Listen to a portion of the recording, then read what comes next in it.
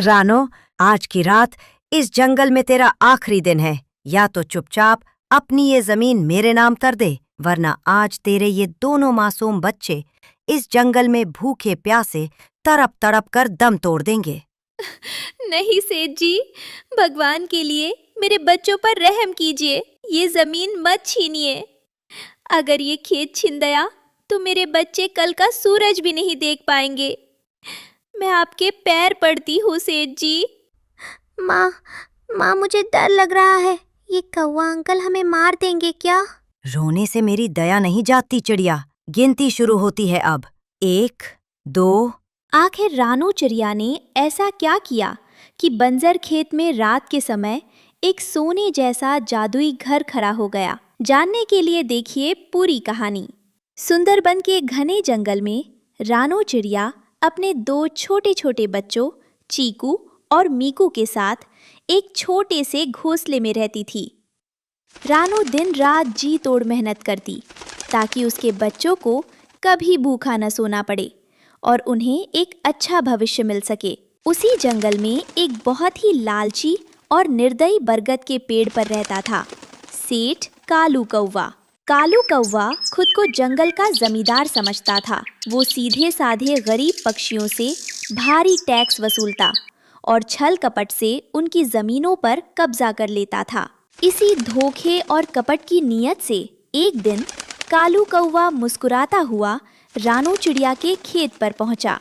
कहाँ हो रानो? ए रानो, बाहर निकल। नमस्ते सेठ जी, क्या बात है? आप सुबह सुबह यहाँ आए? अरे सीधे मुद्दे पर आता हूँ। तूने पिछले 3 महीनों का टैक्स नहीं दिया है। ब्याज मिलाकर अब 500 अनाज के दाने बनते हैं। दे अभी। 500 दाने? सेठ जी, इतनी तो मेरी कुल कमाई भी नहीं है। मेरे छोटे छोटे बच्चे हैं। मैंने बड़ी मेहनत से ये थोड़ा सा अनाज जुटाया है। कृपा करके मुझे थोड़ा समय दे दीजिए। समय? मेरे पास किसी के लिए समय नहीं है। अगर दाने नहीं दे सकती तो ला इस कागज पर अपने अंगूठे का निशान लगा। जब तक टैक्स नहीं चुकाएगी ये खेत मेरा हुआ। नहीं सेठ जी, ऐसा अन्याय मत कीजिए। ये खेत मेरी मेहनत का पसीना है। मेरे बच्चों का पेट इसी से पलता है। मैं आपके पैर पकड़ती हूँ, हमें बेघर मत कीजिए। सेठ अंकल, मेरी माँ को मत सताओ। हम बहुत मेहनत करेंगे और आपका टैक्स चुका देंगे। हद परे छोटे, बातों से पेट नहीं भरता। कागज पर अंगूठा लग गया है। अब ये खेत मेरा है। चलो भागो यहाँ से। कालू कौवे ने धोखे से रानू की जमीन हड़प ली।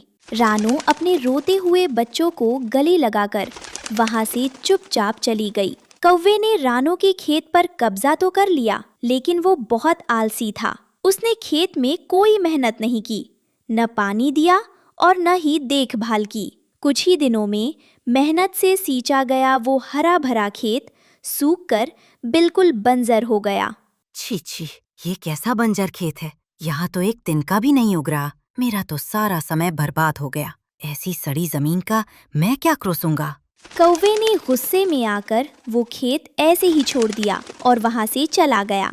अगली सुबह रानू चिड़िया हिम्मत जुटाकर अपने दोनों बच्चों के साथ अपने पुराने खेत की हालत देखने पहुंची। पूरा खेत सूखा पड़ा था। माँ, क्या अब हम कभी यहाँ फसल नहीं उगा पाएंगे? मुझे बहुत भूख लगी है माँ। घबराओ मत मेरे बच्चे, ईश्वर पर भरोसा रखो। मेहनत कभी बेकार नहीं जाती। रानू खेत में कुछ ढूंढने लगी। तभी सूखी झाड़ियों के बीच उसकी नजर एक गोल मटोन ताजा बैंगनी रंग के बैंगन पर पड़ी।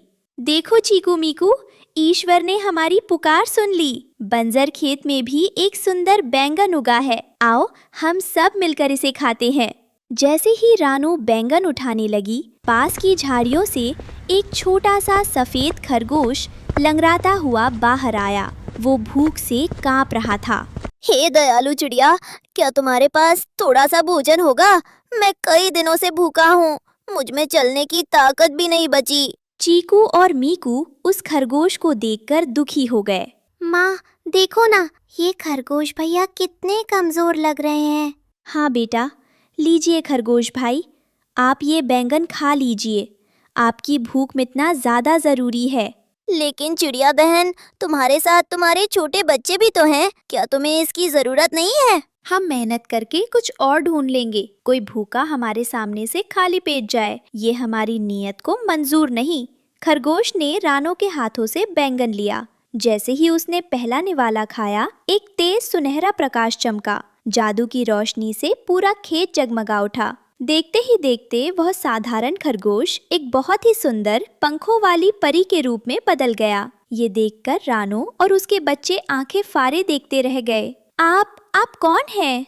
डरो मत रानो, मैं परीलोक की परी हूँ। मैं इस जंगल में सच्चे और दयालु दिल वाले जीव की तलाश में आई थी। तुमने और तुम्हारे बच्चों ने खुद भूखे रहकर भी मुझे अपना इकलौता भोजन दे दिया। तुम्हारी इस निस्वार्थ दया भावना से मैं बहुत प्रसन्न हूँ। परी ने अपनी जादुई छड़ी हवा में घुमाई। रानो, तुम्हारी मेहनत और दयालुता का फल तुम्हें जरूर मिलेगा। मैं तुम्हें वरदान देती हूँ कि तुम्हारा ये बंजर खेत हमेशा मीठे और चमत्कारी बैंगनों की पैदावार से भरा रहेगा।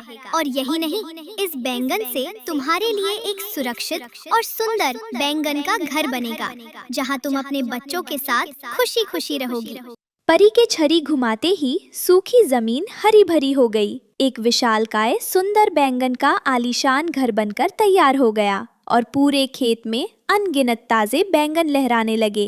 रानो चिड़िया की आंखों में खुशी के आंसू आ गए। आपका बहुत बहुत धन्यवाद परी माँ, आपने तो हमारे जीवन का अंधेरा ही दूर कर दिया। ये तुम्हारी अच्छाई का इनाम है रानो, हमेशा ऐसी ही दयालु रहना। इतना कहकर परी अदृश्य हो गई। अब रानो चिड़िया अपने बैंगन के घर में बच्चों के साथ हंसी खुशी रहने लगी। वो अपने खेत के जादुई बैंगन बाजार में बेचती और उससे मिलने वाले पैसे से जंगल के दूसरे गरीब पक्षियों की भी मदद करती। जब कालू कौवे ने देखा कि रानो का बंजर खेत हरा भरा हो गया है और उसके पास एक आलीशान बैंगन का महल है, तो वो हैरान रह गया। लेकिन उसकी लालच की वजह से जंगल के सभी पक्षियों ने उसका बहिष्कार कर दिया था। अब उसके पास ना तो भोजन था और ना ही कोई दोस्त। भूख से तड़पता हुआ कालू कौवा शर्मिंदा होकर रानो के महल के सामने पहुंचा। रानो, बहन रानो, जरा बाहर तो आओ। सेठ कालू जी, आप यहाँ और आपकी ये हालत। मुझे माफ कर दो रानो बहन, मुझे माफ कर दो। मैंने तुम्हारे साथ बहुत बड़ा अन्याय किया था।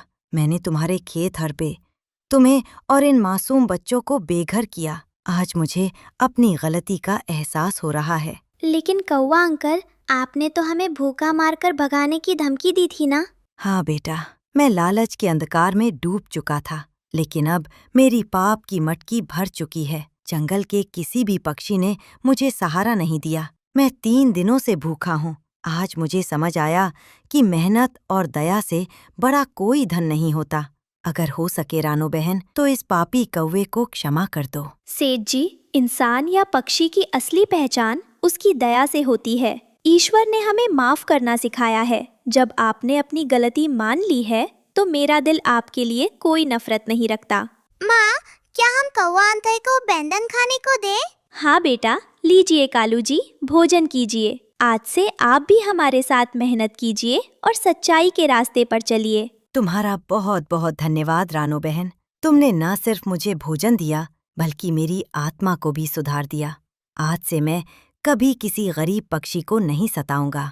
उस दिन के बाद कालू कौवे ने अपना लालच छोड़ दिया। वो रानो के खेत में ईमानदारी से काम करने लगा और पूरे जंगल में शांति और खुशी का माहौल छा गया। अहंकार और लालच इंसान का विनाश करते हैं। जो अपनी गलती स्वीकार करके माफी मांग लेता है, वही सच्चा इंसान बनता है और दयालुता हमेशा हर नफरत पर जीत हासिल करती है।